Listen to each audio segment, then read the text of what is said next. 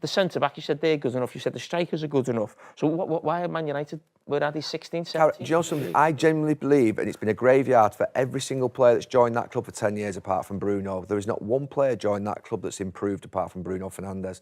And he's a standout, to be fair. He's amazing what he's doing. The rest of them, whether you go back to Di Maria, Schweinsteiger, every player that's signed has gone backwards. Why? I think we can say that mystery.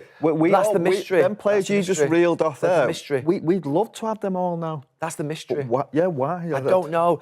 Just because that's where you look at something that's just like, you can't explain it. You don't even know what's happening. Amorim must look at it and think, what's you have going to on? try and think what it is. Is it the coaching? We'll get back to Gary in just a quick second, but remember, if you like this video, please like, share and subscribe, and don't forget to click the notification button so that you know when the next Big D video hits. And as ever, if something is on your mind, if something is bubbling up inside of you that you need to express, please express it in the comments. The Big D reads all of the comments, and he's always interested in what is on your mind. Anyway, in this clip, Gary Neville and Paul Scholes absolutely destroy the current state of Manchester United and have a bit of a whinge about what's going on at the club. And I have to say, the more I listen to some of these players who never really made it as a manager, I can certainly see why they never made it as a manager. But I will go into more detail about that after the clip, so stick around after the clip because the Big D will elaborate. Anyway, here's Gary. Gary, I want to. When Amorim was in charge, we're just looking at something I think you said on Stick to Football, that you thought Man United have a challenge for the Champions League position. They were only 4 points off top four. You keep having to remind yourself a little bit that the reason you make the change is because you think you've got a chance of getting to Champions League position. But just a couple of stats here. Joint highest number of league defeats in a single season since 1963. Man United have failed to score in 14 Premier League games this season. Only Southampton, Everton and Leicester have not scored in more. And it's only one game more, 15. I mean, where are you with with Amorim? Is this season like a write-off and we judge it properly next season? I was just laughing. To be honest with you, I know some United fans, some people who on the telly talk about United are really angry about what's happening at the weekend. I've got to the point whereby on Sunday I couldn't even watch it. It was on in the corner of the sort of truck, the truck that we're sitting. I couldn't even watch it. I knew they were going to lose. And that's not right, that. So it's got to a point whereby he has got a real problem. He said after the game, didn't he, that the club they're going to need to be brave and courageous in the summer. I think he's going to... I mean, look, if they don't win in the Europa League final, it's a big problem. It's a big, big problem because he's going to end up with the same players as next season. Because what United can't afford to do is spend 50 to 100 million, which is probably what they've got, and then be able to subsidise the losses of Rashford, Sancho, Casemiro. There's one more. Anthony. So you're going to have to basically subsidise probably another 25, 30, 40 million in their wages because there's no way. He doesn't want them. He won't want them next season, but they're going to have to pay for probably most of them. That's going to be the hardest part of his job, is getting rid of people and that's what I think he was saying by being brave. I think he was alluding to, you're going to have to back me, and that means spending tens of millions to get rid of the players that you've signed previously, and then bring in another tens of millions of players to actually give him what he wants. And he's already identifying that he's under pressure. That's what I like about him. He will be under pressure in September, October, November if the same results are coming. He will be. There's no getting away from it because it's that bad. We've almost forgotten about it. And being honest, from what he picked up from where we were, he should have done better, and the players should have done better in the last part of this season. I mean, no one expected the dramatic drop that's happened. You can't say that he shouldn't have done better, but because he's spoken with such honesty and that we know the recruitment in the club's been abhorrent in the last 3, 4, 5 years. But I thought last summer when they signed those players, when they signed De Ligt, they signed, obviously those Xerxes, Agate, trying to think of else. Yoro. I actually thought, do you know something? This should be a team that go and qualify for Champions League this year. I think most of us thought Manchester United would finish in the Champions League. I think maybe even you had them in the Champions League places. What's happened? I have no idea. I have no idea what's happening there in respect of on the pitch, in the dressing room, but he needs to wipe them out. it's got to the point now whereby, I mean, other than... And how can he, if he... Say you don't win you lose the Europa League, there's not that money, you still need you're talking players to play. you're talking about 8 to 10 players have to go. They has to get them out. Can't get... Where, But they can only do that though if they're in the Champions League, though, can't they? Is that what you're saying? There's 3 or 4 players who will leave through being out of contract. So there's 3 or 4 players just naturally will leave. And then he needs to get 5 or 6 out. And they're going to need to pay to get them out. Big money. They pay... Do you think Rashford's wages now will be paid half by Manchester United? So that's 180 grand a week. That's £8 million a year he's been paid by United. I read something the other day, Adam, you might know that. Most of the business hasn't. But if we look at United, and look, obviously Onana's not done very well, but if you look at the fact they've got Euro, Lindelof, Maguire, Martinez, De Ligt. How's Lindelof still? Right, those 5 centre-halves there should be able to do a bloody good job in the Premier League. I mean, you look at other clubs and what they're doing. Those 5 defenders should be... You've got Luke Shaw as well. You've got Mazraoui, you've got Dalot. Up top, we had, when he came in, we had Anthony, Rashford, Garnacho, Højlund, Xerxes, Ahmad, right? There's 6 players that I think that if you put them in another club, I think they would do a good job. I honestly, if you had Xerxes... Well, they are doing. No, some of them.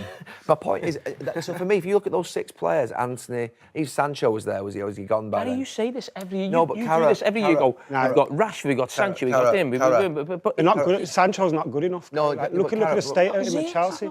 Cara, I know that. My point is though, these players, I get they're not good enough. But what Manchester United do to players, I've said it's become a graveyard for players. They're not as bad as they're showing. Now, it's a horrible performance. But if you had Garnacho, Rashford, and Ahmad, and Xerxes, Højlund, Bruno as your forward, all right, it's not perfect, it's not amazing. But to not score goals all season at that level, I'm sorry, that can't. That's not right. So what I'm saying is, you've gone through the centre back. You said they're good enough. You said the strikers are good enough. So why are Man United? Where are they? 16, 17? Do you know something? I genuinely believe, and it's been a graveyard for every single player that's joined that club for 10 years apart from Bruno. There is not one player joined that club that's improved apart from Bruno Fernandes. And he's a standout, to be fair. He's amazing what he's doing. The rest of them, whether you go back to Di Maria, Schweinsteiger, every player that's signed has gone backwards. Why? I think we can that's say the mystery. That's the mystery. Them players you just reeled off there. That's the mystery. We'd love to have them all now. That's the mystery. Why? I don't know. Just because that's where you look at something that's just like, you can't explain it. You don't even know what's happening. Amorim must look at it and think, what's you have going to on? try and think what it is. Is it the coaching? But that's why you got. I'm saying, I'm not disagreeing with him getting rid of any of them. I'm not saying they need to wipe them out, but I do genuinely believe if these players were en masse at another club, if those players were playing for Crystal Palace, right, they would be doing better than they are for Manchester United. It's the pressure. We all know that, but why? Can they not handle the club? Is that what it is? I mean, you just play for Manchester United, obviously the most successful probably team in the club's history. You support them. Is the pressure playing for Manchester United, but it's too much for players? I mean, too much for these players? Is it too much for them to take on this pressure where they can't express themselves, they don't actually want to play? It's too much for them. I think it has become too much for. I think the scrutiny, the criticism, I think it is a lot for them. I think it's a lot. It's not just players, managers as well now. Yeah, it's a lot for them. It's a lot for them, I think.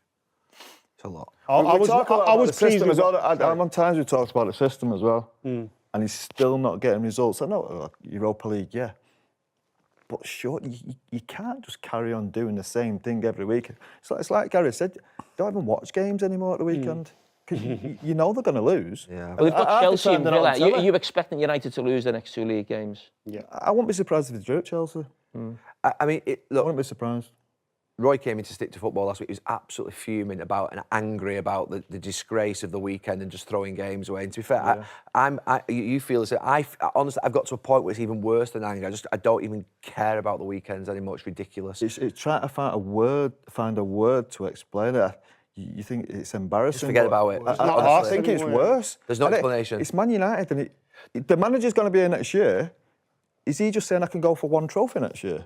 The one bit that makes I think you've got to be able to do. I think we go for 4 trophies at the start of the year. You've got to somehow the bit that makes me angry. Play teams to win games. The bit that makes me angry is the 75,000 people turning up that basically are watching us get beat by Wolves or watching us get beat by every West Ham. They've gone past being bothered a bit like we are. But not bothered, but embarrassed by it. But they're still turning up there every single week. Oh, I know, yeah, they will do. They always will. It's like, what? Isn't there just like... Well, yes. I mean, where do you start with something like that? I mean, they're just so overly dramatic at times, some of these ex-pros. And you can certainly see what's going on and why they didn't make it as managers, and also they just seem to be like a broken record. And it's like, are they not paying attention to what's going on? Because Ruben Amorim has specifically made it clear about what needs to happen for his team to kick on. And this notion that United need to get rid of 8 to 10 players or something like that, behave. No, they don't. Not at all. The problem is with the league, they haven't had anything to sort of aim for in the league for months now. So they've kind of given up the ghost on that front, and you can certainly see why. And they've thrown everything into the Europa League, which they are in the final for. And they've actually played quite well in the Europa League. And believe it or not, they are still the undefeated football club in all European competitions thus far this season, with one match to go. So they've done quite well there. So no, I don't agree with what they're alluding to. I don't think the club are in as bad a position as they think it is. I think the main issue is they've just been put into a weird situation by Ineos. It's Ineos' fault that Man United are in this weird situation in the league, because what's put them in this situation is replacing Erik ten Hag with Ruben Amorim straight away. Because Ruben Amorim made it very clear very early on that he's only going to play the one system, and it's going to take time for the players to get used to that system, which they didn't get used to until they played, I think it was Arsenal at home, which was, 6 weeks ago or something like that, by which time the league was long gone. Now, when Ruben Amorim took over, as they just mentioned there, they were just off the top 4. And they had Ruud van Nistelrooy as manager, and he had the team purring, and he kept things simple. They just played the 4-2-3-1 and just got their confidence back and just allowed them to play, and they were all scoring. Rashford, Højlund, and all of that. So, I mean, I said this earlier on. They should have just stuck with the 4-2-3-1, got the season over with, and then started afresh with Ruben Amorim. And Ruben Amorim did actually say, I don't want to come yet. Can we wait till the summer? But they said it's now or never. So he had to take the jump. But yeah, I mean, that's just a weird situation more than anything. And at the very least, the positives of the situation is Ruben Amorim has stuck to his guns. He said, this is the benchmark, especially in terms of his system. This is the benchmark. This is what I want. This is what I'm doing. It's up to you, the players, to level up to this. And that's why he's got rid of players. So it's looked a bit embarrassing, especially because Man United are under the dreaded Man United microscope. Every little detail of what they do, of when they go to the toilet and who wipes their ass and all of that kind of stuff is right underneath that microscope.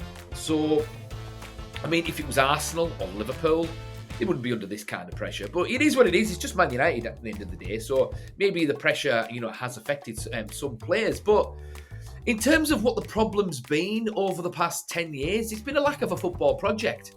Because when Alex Ferguson left, he was the football project. And he wasn't replaced. They didn't really replace him with a director of football, so to speak, that had a long-term vision. It was just head coach after head coach after head coach who didn't really have the support that he needed to be able to build the club up to, where they should have been on a medium to long term sort of basis. But now they have.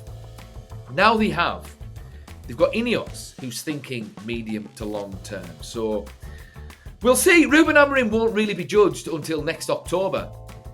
So he has to. I agree. He has to win the Europa League, and he has to get a couple of players in. And then he has to start the league strongly. And he needs to be floating around top 4 for him to continue on as manager. Anything less than that, he could maybe get away with not winning the Europa League, but he needs to start next season very, very strong. But I don't think the team needs an absolute overhaul. Not at all.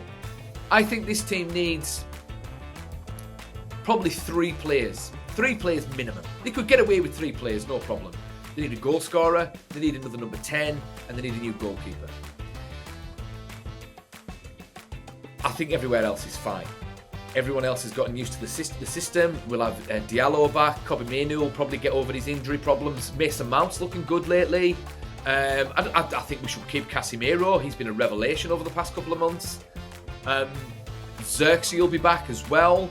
And the pressure will be taken off Højlund with the new number 9. But it needs to be a number 9 that's going to consistently score goals. And we need a number 10 to go alongside Bruno Fernandes, because we can't put all of our eggs in one basket when it comes to Amad Diallo.